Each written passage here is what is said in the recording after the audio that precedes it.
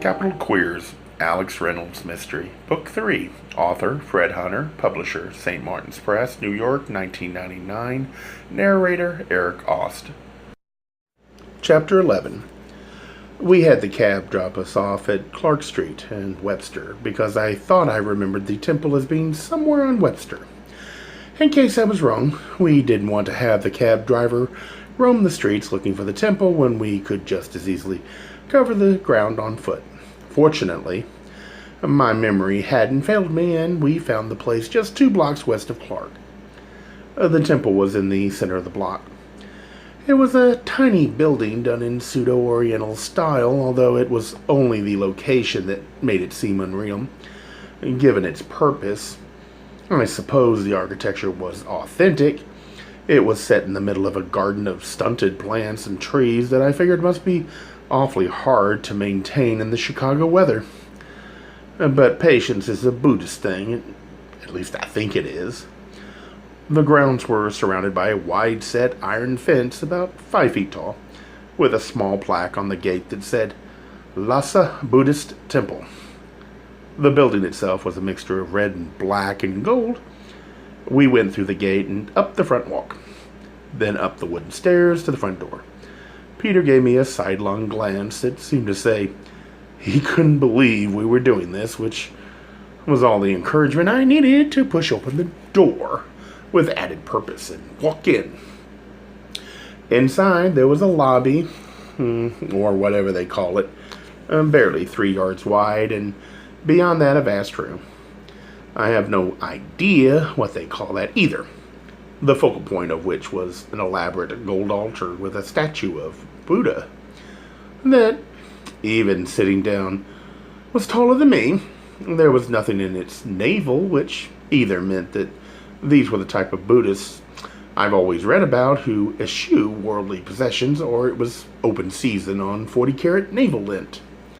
On a mat on the floor in front of the Buddha was a man who looked like he was wearing white cotton pajamas.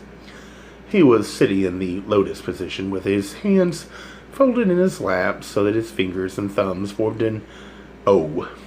I had this sudden flashback to the 70s. Beds with no frames, black posters on the walls, black lights on the floor, and smoky weed while listening to Rod McCowan read Jonathan Livingston Seagull. God, Mother was tolerant. What should we do? I whispered to Peter. I wasn't happy to find my whisper echoing in the room. We can't interrupt him, Peter replied. It would be rude. We can't stay here all day waiting for him to finish meditating or praying or whatever he's doing. They can do that for hours, can't they? I don't know. I don't know enough about it, but I'm still not going to interrupt him. Yes, said a pleasant, subdued voice. A disciplined Buddhist is more than able to meditate for hours at a time. Despite the serenity of the voice, both Peter and I jumped when we heard it. While we'd been holding our whispered tete-a-tete, the man had managed to materialize at our side. He was an Asian gentleman, about a foot shorter than me, and his upturned face held the most peaceful expression I've ever seen anywhere. I looked back to where he'd been sitting. I couldn't imagine how he'd gotten up to us without being heard. It gave me the creeps. I'm terribly sorry that we disturbed you, said Peter, always first to remember his manners. You have not disturbed me, the man replied. He didn't look as if anything could ever do that. Are you in charge here? I asked. He turned, then, beaming, face to me. Who can say? I glanced at Peter. Well, you can, can't you? I mean, I know what you mean, the man replied with a gentle smile. I suppose you could say that I'm in charge at the moment. I glanced at Peter again. He looked amused, but I was just frustrated. This wasn't exactly the kind of response that inspired confidence, but since there was nobody else there, I didn't have much of a choice. Could we ask you a couple of questions? I said. He bowed his head slightly and replied, I will answer them if I am able. What do you know? Have you ever heard of the Montanans? For a split second, the man's serene visage froze like a photograph. I had apparently troubled his tranquility. I wondered if he was going to have to do extra meditation for that. "I have heard of them, yes," he said with no enthusiasm. Peter looked at me, then back at the man. He took a deep breath, and the Reams at the same time.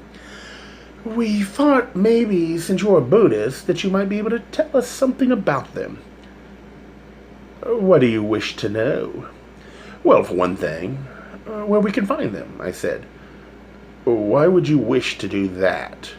I was beginning to feel like a mouse trapped between the playful paws of a cat. A gentle, smiling cat. For reasons of our own," Peter said much more gracefully than I could have.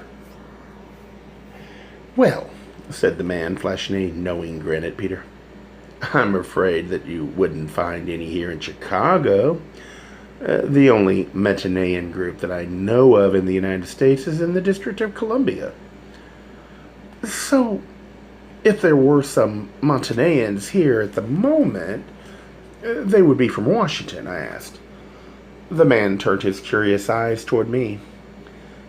"I've heard nothing of them establishing themselves here." "I think I would have.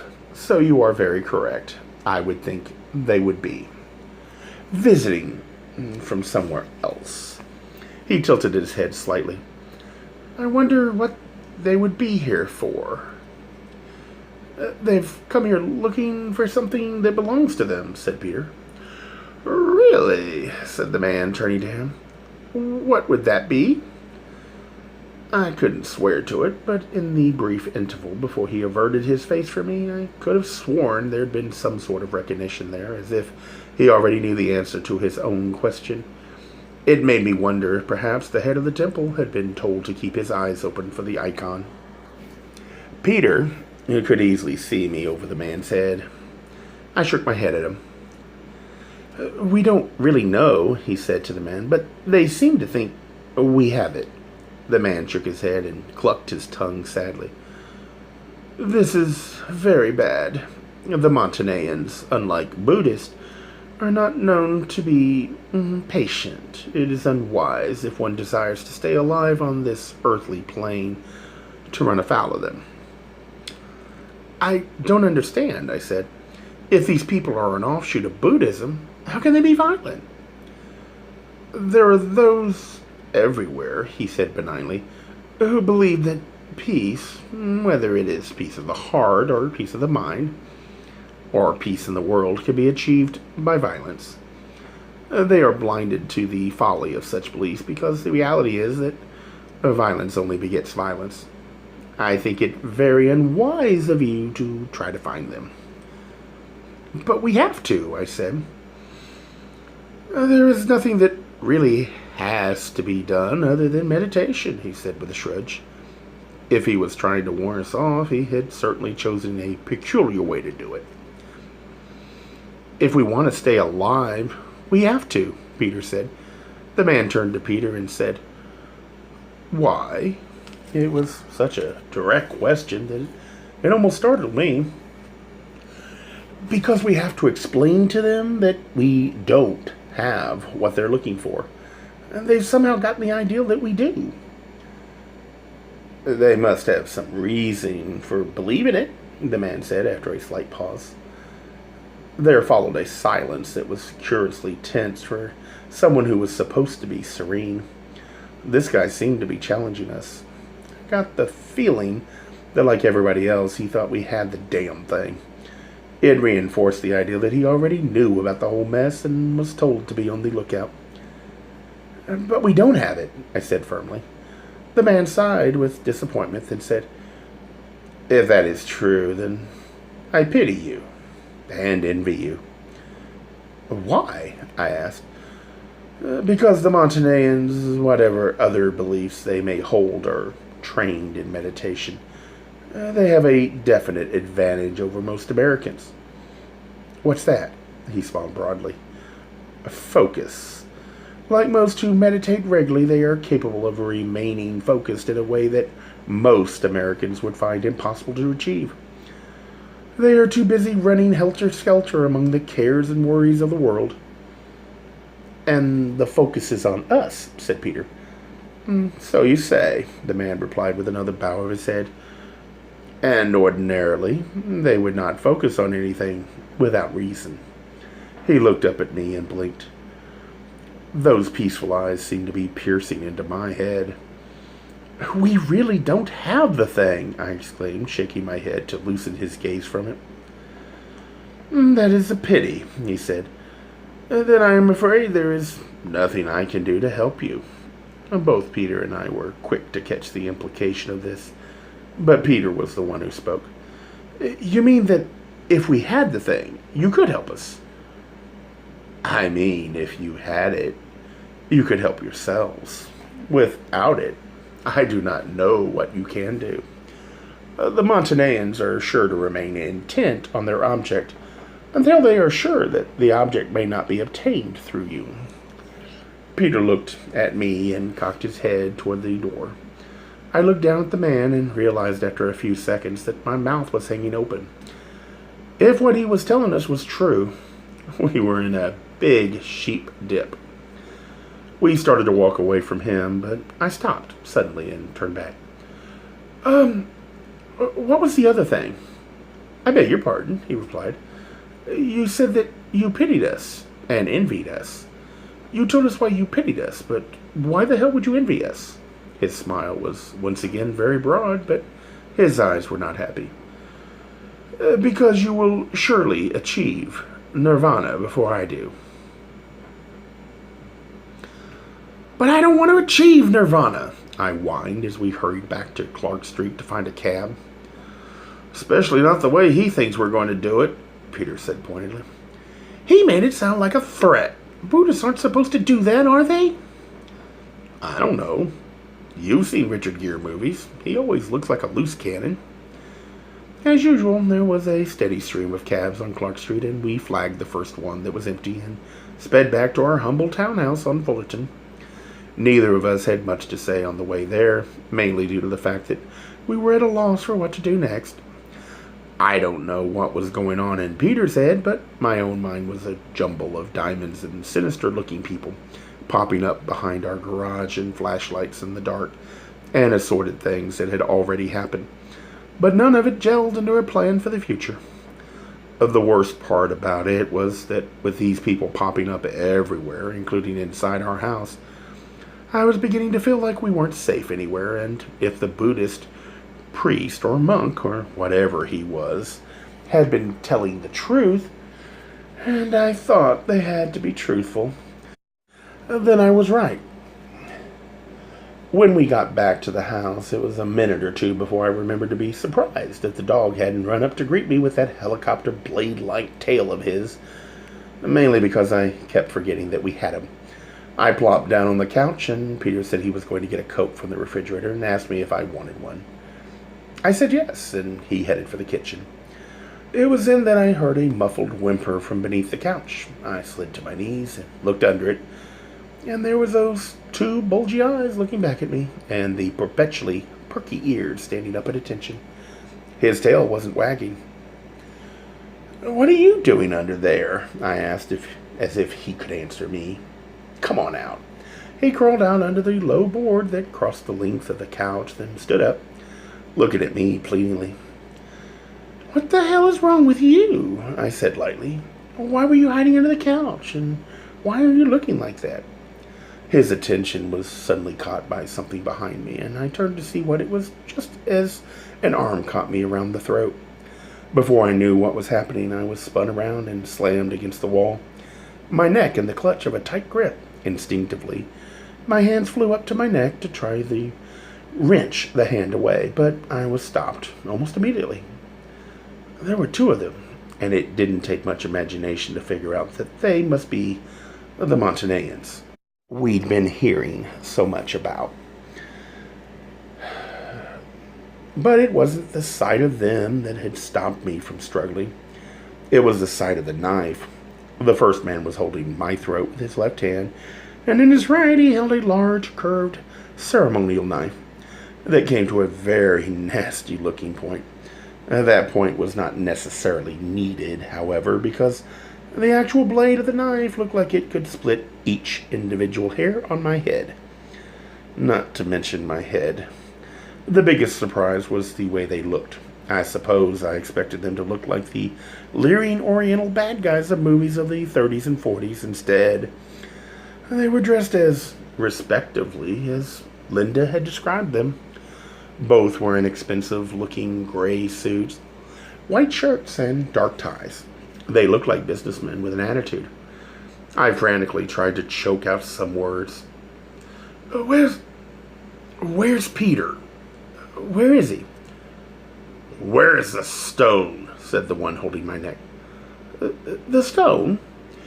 He shoved upward with his hand, raising my chin and knocking my head back against the wall. His grip tightened slightly. You know what I'm talking about. Where's the stone of the Buddha? Christ, I thought. I wish people would stop saying things like that to me. It makes me want to giggle. I know. I struggled to talk through my constricted throat. I know you won't believe it, but I don't have it. I really don't have it. He tightened his grip a little more. You have been trying to find out its worth. I can tell you what it is worth. It is worth your life. Despite the way he was holding me and the threat his words implied, he looked and sounded calm enough to be chairing a meeting of General Motors. We haven't been trying to find out what it's worth. We've been trying to find out what it is so that we can find the damn thing and return it to you. He placed the point of the knife about half an inch under my right eye and slowly, lightly, traced an arc beneath it. His level of composure was scaring me to death. That and the business suit, I think it would have been less unnerving if he'd been in a black mask and a cowl. But the incongruity of having someone who looked like an advertising executive brandishing a ceremonial knife at me somehow made him seem more dangerous. You're lying, he said. You know where the stone of the Buddha is. We only just found out what it is, I explained desperately. But we don't know where it is. You have to believe me. We've been trying to find it too. His grip tightened just a bit more. He must have been really well trained in this sort of thing, because despite the fact that I felt like I couldn't breathe, I was getting enough oxygen to keep me from passing out. I could squeeze the life out of you, but that wouldn't be fun. What I would like to do instead is to cut it out.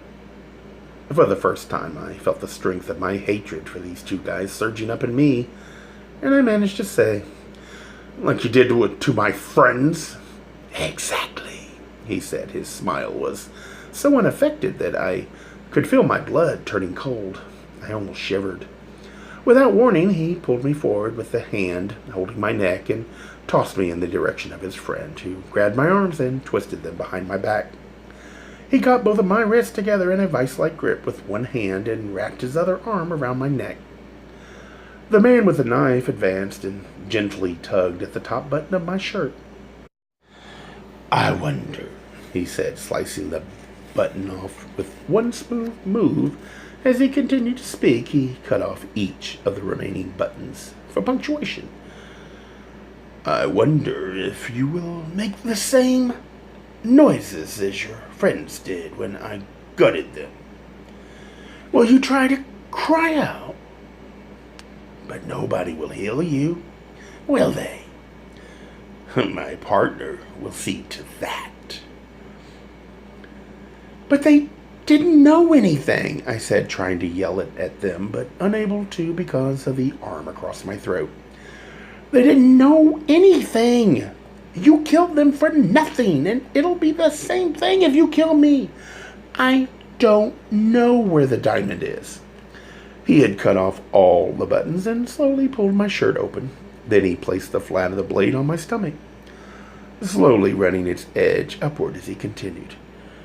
Or maybe you're trying to get money from us for the return of this stone. I wouldn't advise it. It flashed through my mind that with Mother's money and what Peter and I bring in from selling clothes, freelance artwork, and spying, money was the last thing we needed. The confusion I felt at his suggestion must have registered on my face, and he took that as confirmation. "Aha!" he said, raising the knife to my face. "I see it's true. You have made a very bad mistake. We will get what we want.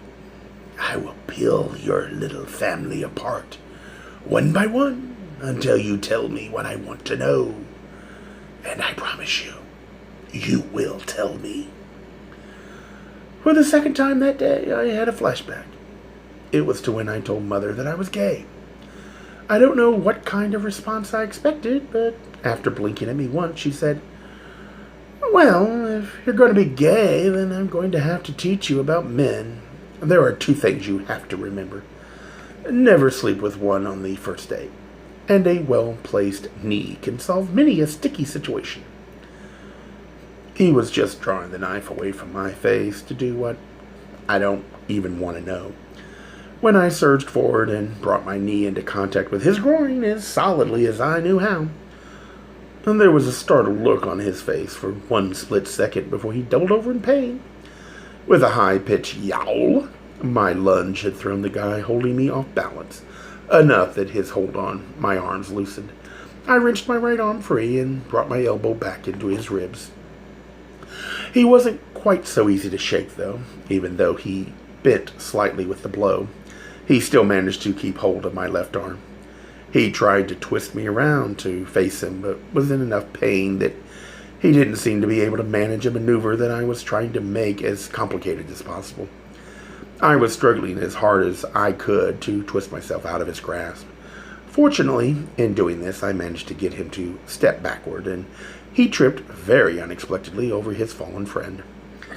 It was good that it was unexpected, because he was caught so off guard that he instantly let go of me as he toppled wildly backward, striking his head against the dining table. The minute I was free, I took off like a madman for the front door, and was almost there when I heard a faint whoosh and found my right leg stuck in place. I pulled frantically at it and turned to see what had happened. The first assailant, the one who'd been doubled up on the floor, had managed to get enough strength back to take a swipe at my retreating form with the knife. He managed to catch the hem of my pants and part of the heel of my shoe with the point of the knife, pinning them, and me, to the floor just a few feet from the door. He pulled himself up as best he could. He was still in enough pain that he couldn't straighten up completely. Now he actually did look like those maniacal bad guys from the movies. I tried to get free of the knife, and probably could have if the damn thing hadn't caught my shoe too. But it didn't matter, because he was on me before I could really do anything again. His arm went around my throat, but instead of any sort of threat, there was a surreal pause before the whole room seemed to spin with stars, planets, and small gift-wrapped boxes. It was a few seconds before the pain registered, and I realized he had struck a savage blow to one of my kidneys. The only fortunate thing about it was that he used his fist. But while I was doubled over, he pulled the knife out of the floor. He then grabbed me by the hair and pulled my head back. It was at that moment that Mother walked through the door, calling out, "Alex, I'm home, and—" "Mother, run! Get out!" I cried out. But it was too late. She stopped in her tracks just inside the door. Her eyes widened to saucers, and she said, "Jiminy Christmas!" "Don't move," said the man holding me. "Do exactly as I say, or your son will die immediately." He took a couple of steps back, pulling me along with him. "Come in. I believe you are Mrs. Reynolds, aren't you? Come in, join us." Mother's eyes were wide, but for some reason she didn't seem particularly surprised. Probably because the past couple of years our lives have tended to scenes like this. I suppose she wouldn't be surprised if she came home and found me cavorting naked with a Spanish circus. She took a couple of steps forward and stopped. "Now, "What shall we do?" said the man holding me. I could feel his hot breath on my neck and the sinister smile in his voice. All the while he kept the knife curved around my throat.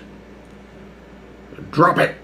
Commander Frank O'Neill stepped into the door, with his gun drawn and pointed at my captor, although it looked as if the gun was aimed at my face. Despite that, I'd never been so happy to see a gun in my life. Frank stepped around Mother, shielding her and waving her back. He probably wanted her to go out of the house, but if he actually thought she would do it, he didn't know her very well. "Drop it!" he repeated firmly. "He'll be dead before the bullet hits me," said the man. "I wouldn't count on it," said Frank. "You so much as scratch that boy and you'll be dead before he hits the floor." I didn't know whether I was more offended at being referred to as a boy or by the fact that my fate didn't seem to matter to either of them. There was a tense pause during which time seemed to stand still, while my mind raced through everything I'd ever done wrong in my lifetime. I didn't think for a minute that this guy would shrink from killing me, and under the circumstances, there wasn't very much comfort in knowing that if he did, he'd be caught suddenly. An idea flashed through my mind. "If you kill me," I choked the words out, "you'll never find it?" There was a barely noticeable loosening of the grip around my neck. The man's breathing quickened. There was a pause that seemed to last an eternity. Then suddenly I saw Frank and Mother hurtling toward me. It wasn't until the impact that I realized that the man holding me had simply shoved me into them. Mother managed to leap out of the way as I crashed into Frank, the impact throwing the both of us back into the wall by the front door. I tumbled to the floor, bringing Frank with me. "Get off me!" Frank exclaimed, rolling my inert body over and scrambling to his feet. But it had been enough time for the two men to beat a hasty retreat through the back door. Frank got to his feet and lit out after them, and Mother helped me up. "Are you all right?" she said. Her voice was strained and her eyes full of concern. I straightened myself up and was about to answer her when suddenly I remembered that Peter had gone into the kitchen and never came back. "Oh, Christ!" I said loudly as I ran to the kitchen. Peter lay crumpled into a ball on the tiles. He was moaning softly and with his right hand was feeling the back of his head. "Are you all right? Peter, say something." He rolled over on his back and looked surprised to find Mother and me standing over him, looking down at him with frantic faces. "What hit me?" he asked weakly. "A Montanean," I said, pulling him up to his feet. "I don't know what he hit you with." "Jesus, my head hurts." "You're lucky that's all that hurts," I said. "They were planning to do the same thing to the three of us that they did to Mason and Ryan." "What?" Mother said indignantly. "Here in this house?" She sounded as if she was more affronted by the fact that our two would-be assailants were going to create a mess in our home than by the fact that they were going to kill us. Further discussion was interrupted by Frank returning from the chase. He brushed his hair back out of his face and holstered his gun. "Not a sign of them. They must have disappeared into thin air the minute they were out of the house." "Great. Now I have to find 2 Asians in Chicago. That'll be a trick." "I don't think they're from Chicago," I said. "I think they're from Washington. They must be staying here somewhere." "Oh, even better. I have to find 2 Asian tourists in Chicago. That'll be even easier." "I need to sit down," Peter said, wincing as he touched the back of his head. "I'll get your cloth," said Mother. We sat at the kitchen table, and Mother ran a towel under the faucet and then stood behind Peter and pressed it to his head. He flinched at first contact, but then it seemed to soothe him a bit. "How did you happen to come home with Mother?" I asked Frank. Before answering, he shot Mother a glance that spoke volumes. Frank and Mother had dated at one time, and though Mother had broken it off, Frank had always shown signs of still carrying a little torch for her. Well, actually, a pretty big torch. Mother, on the other hand, with her heritage of British loyalty, had insisted on maintaining a friendship with him, even though it probably would have been wiser to not have anything to do with him at all. In the past, when we'd gotten in trouble, we'd had to keep him in the dark. a fact that he deeply resented. I think he somehow retained the hope that he could win her back, and finding out that we'd been in trouble and gotten out of it ourselves robbed him of this chance to play Lancelot to her Guinevere. Ah, love. When Jean told me that you were up to this time, and I'm sure glad I'm hearing about it almost at the start, I told her I thought I'd better talk to you myself. Why? I said, wondering if I looked as wild-eyed as I felt. What had just happened was finally beginning to sink in. Mother would have told you everything I could. I want to hear it straight from you, start to finish. I took a deep breath and told him everything that we'd learned since Mason and Ryan had been killed, including the home invasion of the previous night and the mysterious accountant-like guy who appeared behind our garage right afterward. I then explained that according to a Buddhist priest, or whatever they're called, our antagonist had apparently come from Washington. You didn't recognize either of these guys? He said when I finished. No. I mean, the two guys that were here tonight was either of them the one behind the garage. I shook my head. No, the one behind the garage was at the Thai import company. That's all I know about him. You don't have any idea where the diamond is? Frank said skeptically. We thought you had it, said Peter, wincing slightly. Frank looked at him. No, we didn't find anything of value in their apartment. He then turned to me and said, Are you sure you don't have the diamond? Look, I know we haven't always been upfront with you, but I'm telling you the truth. We don't know where the fucking thing is. Alex, Mother said, presumably objecting to the expletive. Don't you think we'd just give it to them if we had it? Frank tilted his head sideways and narrowed his eyes at me. I suppose so. You suppose so? What do you think we are, crazy? Mother cleared her throat. We don't want to be cut apart, for Christ's sakes. Peter reached over and put his hand gently over mine. Honey, you're making my head hurt. Sorry, I said sheepishly. There was a beat before Frank said, So, these guys are after you for the diamond, and you don't have it. That's bad. That's not the point, Frank. These two men who were just here are the guys that killed Mason and Ryan. They told me that much. We've got to catch them and bring them to justice. Frank looked at me for a few moments and said, We? All right, you. I don't care who does it as long as they pay for what they've done.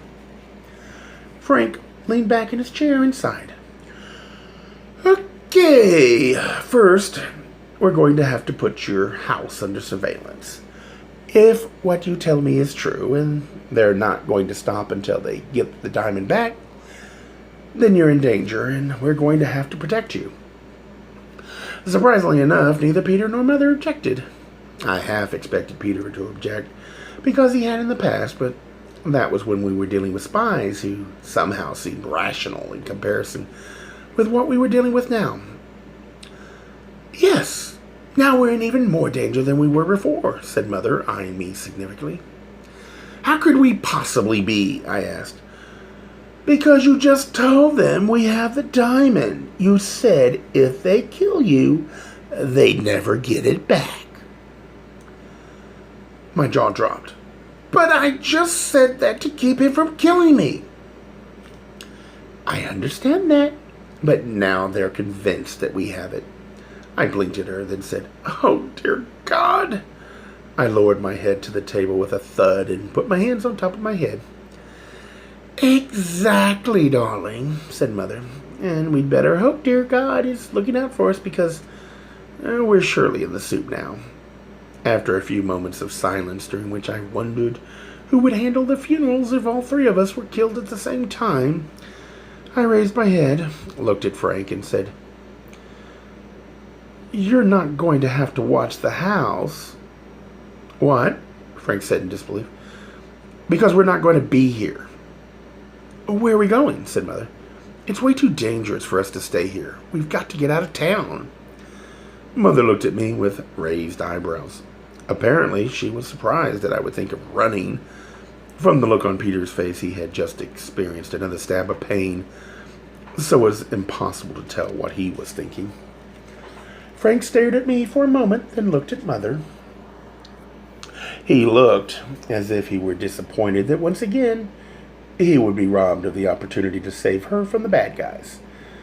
But he couldn't hide the fact that he thought getting out of town was a good idea.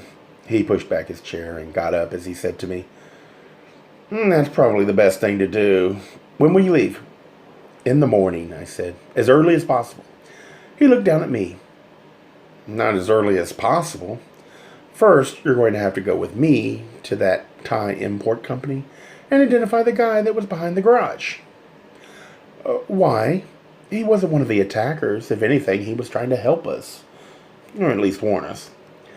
It's too suspicious that he turned up here at the same time as your house getting broken into." I'm embarrassed to say that I hadn't thought of that, although I found the guy suspicious enough in his own right. "If he isn't in on this," Frank continued, "then he probably knows something about it. It can't be a coincidence that these meta-whatsits were able to find you right after you went to that company. Somebody had to tell them who you were." "But it couldn't have been anybody there," I said. "There was an awful lot of people in that office." "Still couldn't hurt to question him," Frank said with a shrug, "and I'm still going to have to arrange surveillance for tonight." He turned to Mother and added, "Can I use the phone?" "Certainly," she replied. "Use the one in the living room." Once Frank had passed through the doorway between the kitchen and the dining area, Mother pushed the swinging door closed. "What are you thinking?" "Just what I said. We've got to get out of here." "And go where?" Peter asked. "To Washington." "Huh?" "Look, we don't have the damn diamond, so if we're going to get out of this alive, we have two choices. We can either find the diamond and give it back to them, or we can find the head of this merry little clan and try to convince him that we don't have it. And since we don't even know where to begin looking for the diamond, every place it could be has been turned inside out, then I think the second option is our only hope." "I don't know," said Mother, wrinkling her nose. "It doesn't sound as if they're any too easy to convince. But all we've seen are the people who were sent to get the thing back, no matter what. There's got to be somebody in their group that's insane." "I wouldn't count on it, darling. They sound all of a pin." Peter turned his pain-contorted face to her, and my own expression probably mirrored his. "What?" I said. "All of a pin. All the same. Just like pins," she explained with a shrug, looking exactly as if she thought we were both slow. "You know, I hate to say it, but Frank might be right," Peter said. "About what?" "The guy behind the garage. Maybe he was just sent to fill us out, to see if we had the diamond and convince us that we'd better give it back without any trouble." I drew myself up in my chair, probably looking much as Mother does when she gets her back up. "They bought trouble when they killed Mason and Ryan." Despite the seriousness of the situation, there was a look in Peter's eyes that showed me he was proud of me. Mother had the same expression, only she managed to look worried at the same time. "We're in agreement about that," said Peter. "But why don't we just see if Dunn and Hamilton can convince these people that we don't have the diamond? Hell, they're with the State Department, aren't they? That's part of their job. We told them we didn't have it, and they didn't seem to believe us." "But there's one person who would believe us. At least, he knows us well enough to believe us." Peter nodded. "Agent Lawrence Nelson. But we could just call him." I shook my head briskly. "We might as well go and see him. We're in far too much danger here." "Well," said Mother, heaving a sigh, "if we're going on a trip, I'll have to make arrangements for the doggy." "Are you going to leave him with Maddie?" I asked hopefully. "Good heavens, no. I wouldn't leave Duffy with a stranger. I'm going to get a carrier so I can bring him with us." This time, I groaned. Gay Mysteries audiobooks. I think it is easy to hate a label, but a face humanizes the word. So this effort is twofold. to offer comfort to those like myself that your world didn't end because you don't fit into the view of acceptable society on both sides. And in hopes of helping those with family that are LGBTQ, that it doesn't mean we are aliens from the child they once knew. Reassure them so they can maybe be supportive at the same time, being true to their values.